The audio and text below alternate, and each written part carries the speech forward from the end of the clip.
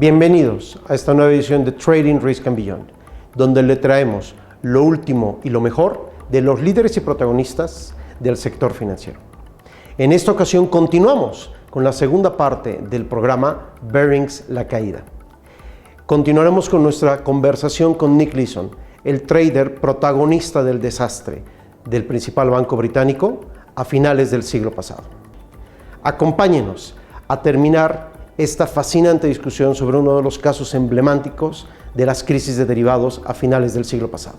What a market needs is, there has to be consequence to wrong action, and the deterrent has to be meaningful. And I think, I don't know what the situation is in Mexico. I think in the US they're very good at bringing people to trial very, very quickly, imposing meaningful sentences, and therefore that acts as a deterrent. But it doesn't stop everybody. Just like we wouldn't need police in general society if deterrent was sufficient. Some people will still break the rules. I think when you look at things like the LIBOR rate fixing scandal and bankers being sacked and moving to another bank, that's not adequate deterrent. That's ridiculous. And I think that's that sort of stuff has to change. I think what happens in financial markets is the culture, and it's funny, I was watching a report on Bloomberg just a couple of minutes ago, and they were talking about culture in big banks in America. The tone has to be set from the top, and there does need to be adequate deterrent to wrong behaviour. A lot of what goes on within banking is by what you see happening, and certainly in my case in Singapore all those years ago, I wasn't the first person to put a trade in the illegal account. I was the last person, but it was widespread. Trades being held overnight for a week to try and trade out of it, and so because I'd seen it, it wasn't such a big step when it came to be my turn to do it. Whereas if it was clear and it was communicated very, very clearly that wrong behaviour wouldn't be tolerated, and people who made those sort of decisions prior to me had suffered, maybe I wouldn't have made the same decision. LIBOR rate fixing, it started with one guy, very quickly became consolidated and coordinated amongst a number of people and a number of banks because everybody else was getting away with it. And that's not right. So a behaviour is either right or wrong. It's not right today and wrong tomorrow. And that clear, very distinct message has to come from the top and work its way right the way through the organisation. Financial markets are innovative, they're fast, they're complex, and if risk management, compliance, control doesn't move, if it doesn't become fast, if it doesn't become innovative, and it doesn't become complex in its approach, and keep in touch with what's going on in the market, then there's always going to be financial scandal and financial risk. You think we can still talk about efficient markets in view of all this? Yeah, it depends what you mean by efficient. If my definition of efficient is if somebody takes a position that is clearly working against the market, that market will eventually come back against it. And that degree of efficiency between all of the market participants will always be there. I was very one-sided on the market that I had in Singapore. I was very long the market. Everybody else was short the market. I decimated volatility. Volatility had fallen from 55% down to 7%. Everybody was hurting. They were trying to lift volatility, push it artificially higher. But there was just no way for me to unwind the position that I had. It had just grown so big. So that efficiency within the market eventually pushed me out. And if you look at other people that have built similar sort of positions, whilst you may be able to keep it going for a while, and you look at people like Gucci at Daiwa, Hamanaka at Sumitomo, and the other rogue traders that we've spoke about just recently, eventually they come out. because the market dictates that they come out. If there's a financial scandal tomorrow, it's to point at the individual and let the media and everybody focus on the individual. That gives you the time to get your controls and systems updated, and so that when the media or somebody does eventually ask you questions, you can say that you've changed. And you see that time and time again, regardless of what the scandal is.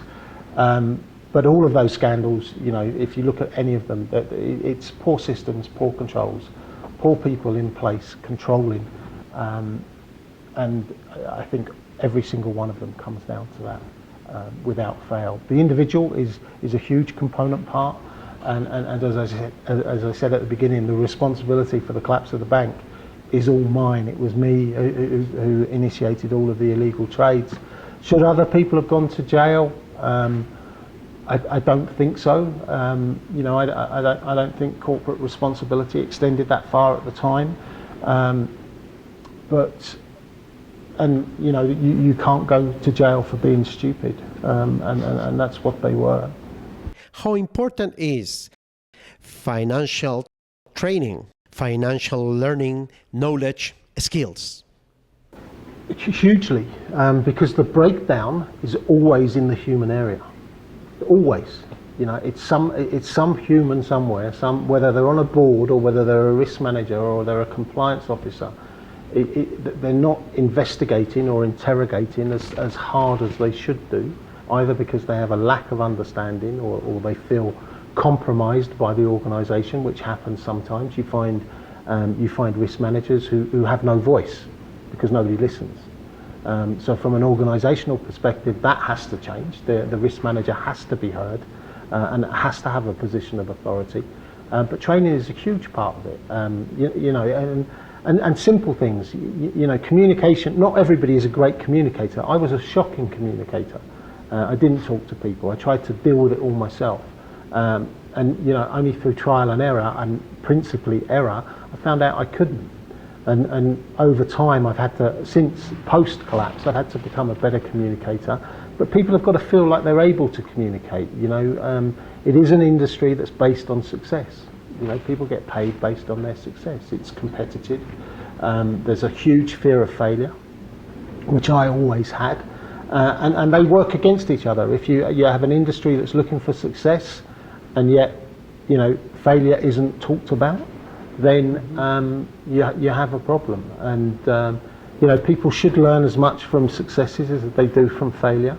I don't think that, you know, a good friend of mine who runs a bank, he explains to his staff when they start to work for him that you know, he expects them to make mistakes. He doesn't encourage them to make mistakes, but what he explains to them very, very clearly is that when they make mistakes, he doesn't expect them to hide them. You know, he wants them to come to him with the mistakes, and they'll work their way through it, and he'll help them. And that training is continual throughout your life within the organisation or within the industry. It doesn't stop when you're 18 or 21. You know, there were no training schemes at Barings. There was no real support, and so training comes from being, you know, ethics and risk management, whilst the start of the process is in the school book or in the textbook or in the school or the university. It's an applied subject. It has to continue, you know, throughout your time within the organisation or within the industry, because the industry is evolving and changing and becoming more complex, and what you've learned is a static position. It's a starting point, and if it's not continual, same as ethics, you know, it shouldn't be fear of failure. You know, the likelihood is if you hide it, it's going to happen again. It's not going to go away. I had a very meteoric rise throughout the organisations that I worked for. I was very good at my job. I was very accurate. I was extremely diligent. And then something went wrong. And you know, when something went wrong, and often what happens when something goes wrong is you freeze. You know, you don't take the appropriate action. And you know, when you look back on it, I was surrounded by people that had done similar things in the past and had stopped and have taken a different path. So the simple thing that you do is ask for help and advice. You know, you are surrounded by people who can help you. I suppose at the age of 25, I saw asking for help and advice as a sign of weakness, whereas I should have seen it as a sign of trying to do things correctly. And for the, you know, for anybody else in the organisation, anybody else in the audience, it's about continually challenging what goes on within the organisation. And the fear at the moment, and I speak around the world, is that you speak to any risk manager, any compliance officer, they're burdened with paperwork and ticking boxes and, you know, trying to work out what their risk appetite is or what their risk tolerance is, and really it doesn't make any sense, because what they should be doing is challenging what's happening within their organisation. And making sure those challenges evolve and change and adapt, and that they're made every single day, so that your control system and is robust and it's effective, and you've got good corporate governance. Because if you don't have a good corporate governance and you don't have a good culture within an organisation, a consistent culture, and people understand what the consequences are and what the deterrent is, then you have a problem. You know, markets are continually changing, but I think the benefit of communication. I think you have an event where people are able to share and discuss what the industry standards are, what the different components are doing. I think from a training perspective, you know, you're looking for the best caliber individual, and you know, typically what happens is in financial markets is the absolute best academic people go towards the trading environment, and that's why the training becomes so key, because you know, the people need to be. I'm not suggesting that there's any huge gulf in academic ability between the individuals, but you know, you are. In those control roles, you are trying to control people who are perceived to be able to trade in a more complex and algorithmic method than you are. That's the way that it is, and so training is a crucial part of everything that happens within those roles. And you know, risk management, compliance, corporate governance in general are so key to any organisational success within the financial industry. Nick, one final question. In as much as you are aware of it, did Peter Norris really burst into tears when it became clear that Barings had no salvation? We did a rodeo program together, talking about the collapse of the bank, and so John Gapper, the Financial Times journalist, was there, and the liquidator was there, and there were a couple of other people from Barings. There was a girl there from BZW who's on the Treasury Select Committee in the UK. And it was a fairly broad discussion about stuff. But the thing that was very obviously apparent was how much pain Peter went through during that period, because you know, in some respects I was quite lucky. I was in prison in Germany and it all happened around me, whereas Peter had to deal with it, and that must have been tough. So whether he cried or not, I can't say, but you know, I could see the physical, even 5 years, 10 years post. Senior managers within Barings Bank knew that there were vast differences between what Leeson was asking for and what you were being given. Yet you were never told? Yeah. Should you have been told? Well, of course, you say, yes, I should. I should.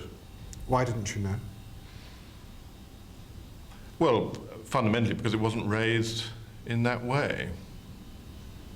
Why not? I don't know. I don't know. Ayer como hoy, indiscutiblemente, gobierno corporativo, administración del riesgo, miedo al fracaso, siguen siendo factores fundamentales en la administración de riesgos de las instituciones financieras. Como esta discusión nos ha mostrado, este es un tema abierto, lejos de estar finalmente resuelto. Soy Gerardo Herrera, su anfitrión. Acompáñenos a los siguientes programas de Trading, Risk and Beyond.